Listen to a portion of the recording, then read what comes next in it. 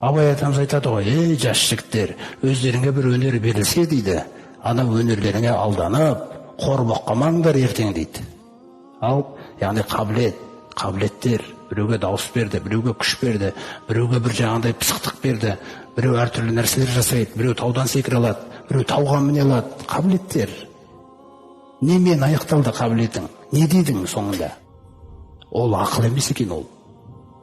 Соқтан адам қабілетімен алданып, айналасындағылар қол шапалақтаған кезде ол қабілетімен одан сайын жаңағы бір-бірін үрлеп жүрген қоғам, ақыретті түсінбегеннен кейін. Қай жаққа үрлеп жатқаны белгісіз да, көрдіңіз ба?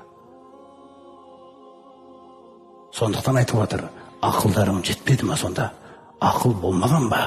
Деп отыр.